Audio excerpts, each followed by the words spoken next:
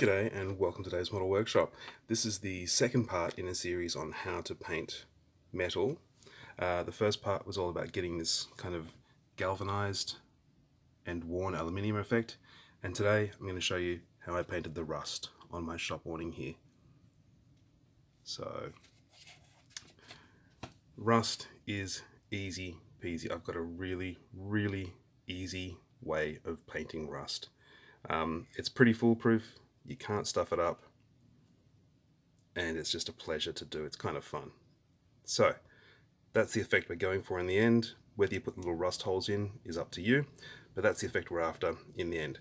So I've got here 3 pieces that we're going to rust today.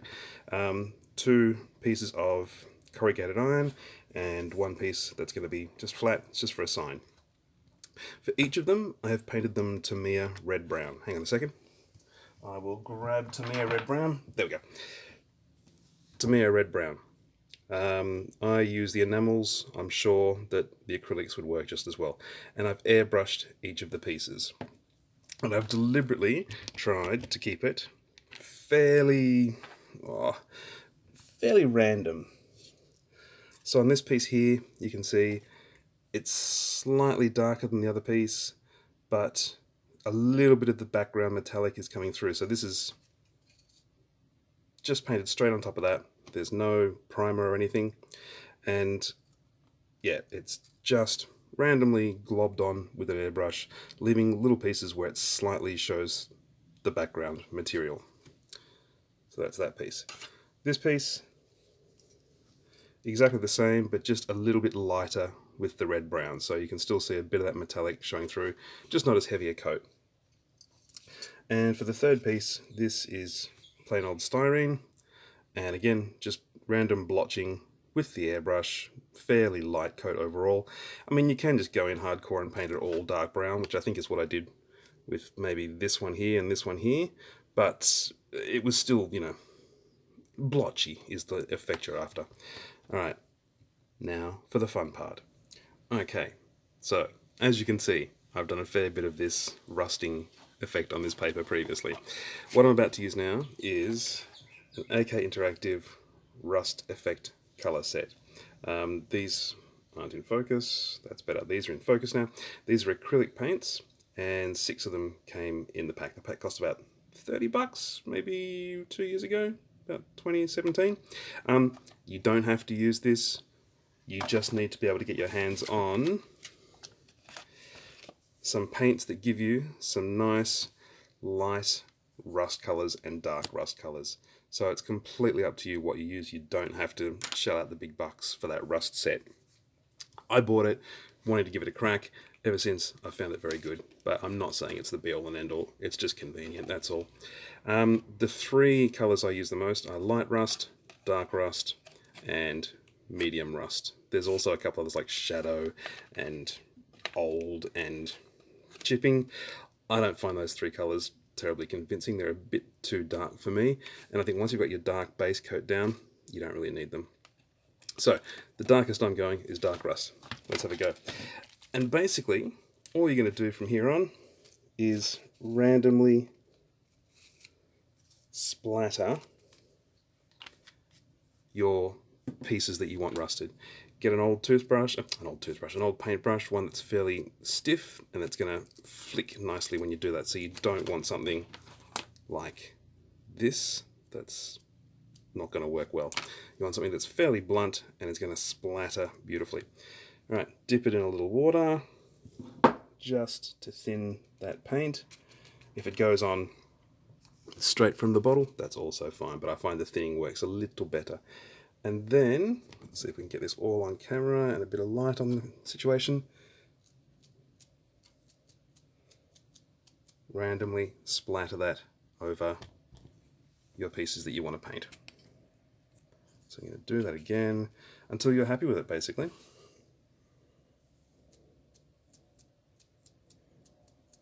There's no right, there's no wrong, until you're happy.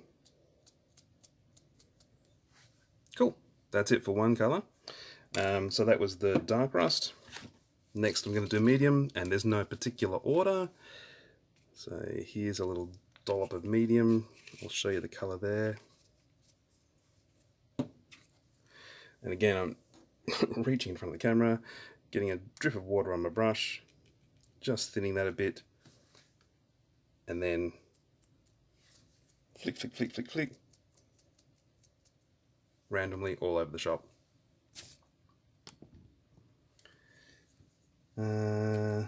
If you see any spots that don't have some, try and concentrate on those. So this top corner here was a bit empty.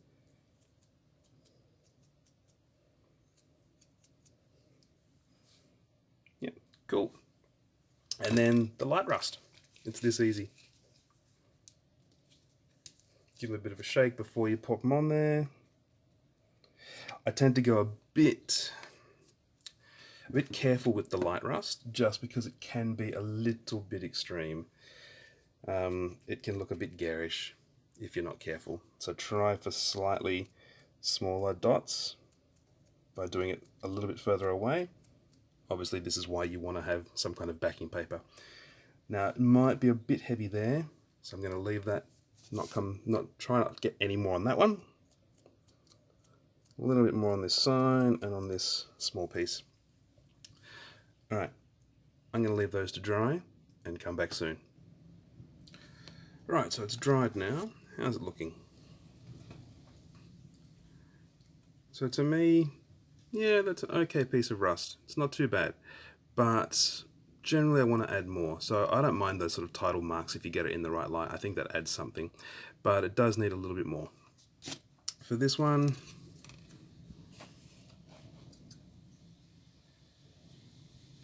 yeah, it's getting there, but again, it needs more. And for this one, that's actually pretty good. I wouldn't want to mess with that too much further. So I'm going to take this one out of the mix. I'm happy with that. Take it out of the mix. And then just again, using the same things, splat some more on.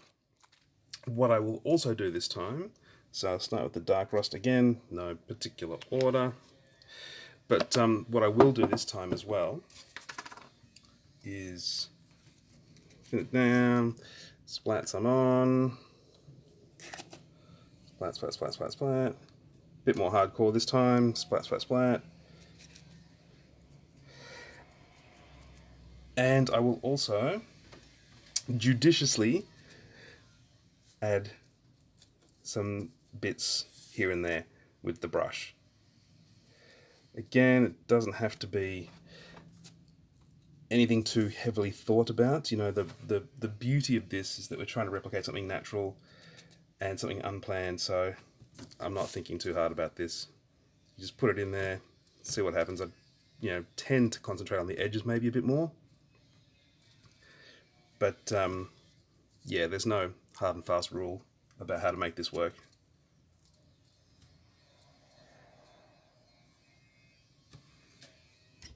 So this one here is already looking great. I love the corner down here. That's looking like sort of water staining and rust. I like that a lot.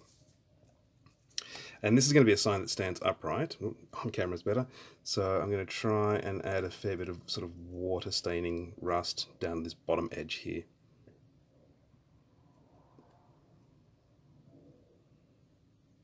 Yeah, cool. So that was the dark rust. Oh, just dropped the medium rust. Okay.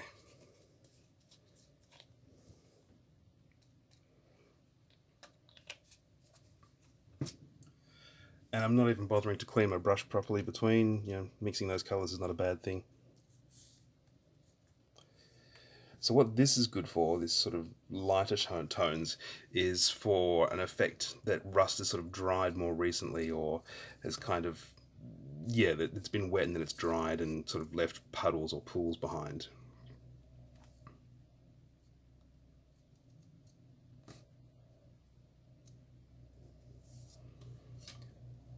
And already I'm liking where we're at with these. Bit of splatter splat. Yeah, that's quite nice. I might, just for the sake of it, try one of the darker rust colors, since I've got them here. So this is old rust that I haven't previously used until now. Again, I don't care if those colours combine a bit, that's not going to stress me out. We're all about trying to look realistic here, and you know, it happens in nature. I don't know, listen to me, rust expert, yeah right. But it's, you know, just use your eye. It's a really hard to stuff up technique. That's it. All right, I'm going to leave those. I reckon those are pretty done now. So the last thing that we're going to come back to, hang on, I'll just put this earlier one back into the mix.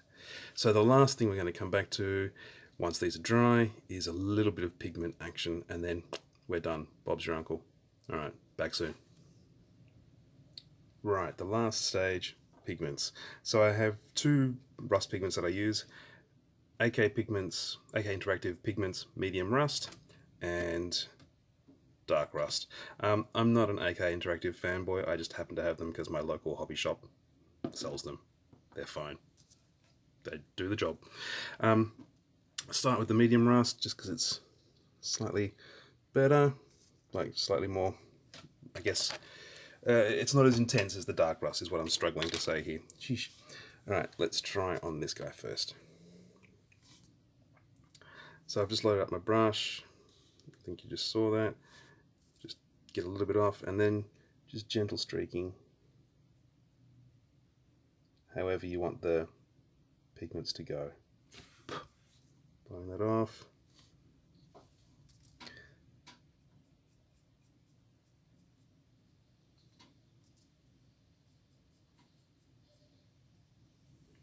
Yeah, that's okay. Let's try the Dark Rust as well. That might stand out a bit more. It's looking a bit same at the moment. Probably should change my brush, but I'm not going to. Let's see how this looks.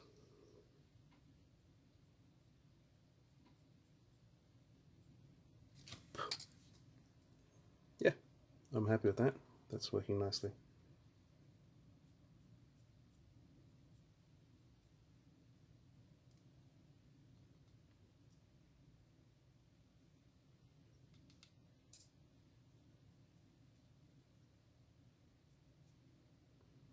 That'll do me nicely. I'm happy with that as a rusty back of a sign. There's a decal still to come on the front. Let's get it in focus.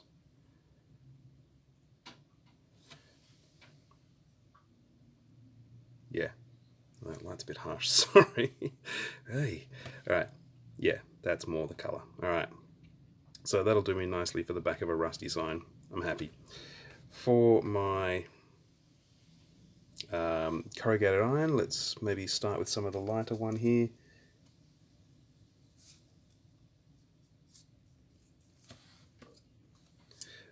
If there's any obvious bits where it would make sense for that dark rust to be coming from, so for example on this piece there's a couple of splats sort of up in this top corner here, so I'm going to work with those, make those look like they've, you know, rusted through earlier than the rest.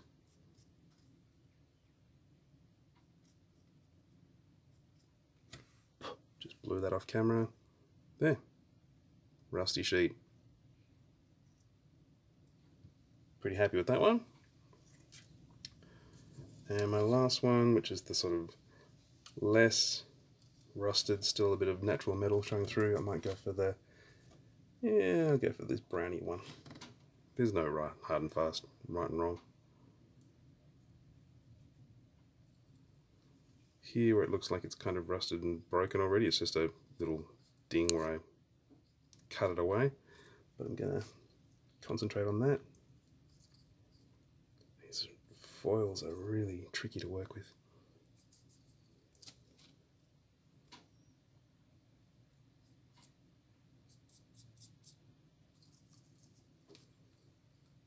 That'll do me. That'll do me nicely. You could also use my rust, chemical rust stuff that I've done a previous video about. If you're interested, have a look. You get some vinegar, add some steel wool, and it turns into rusted metal. It's pretty cool. But for just painting, that's how I would do this.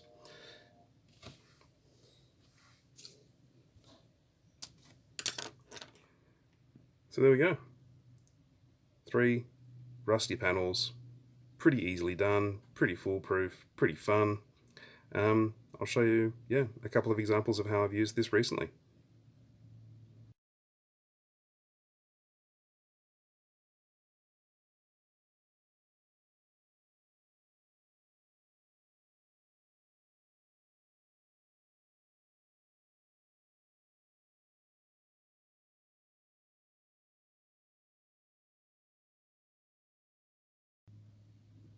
Alright guys, I hope that's been helpful. Hope it's been interesting.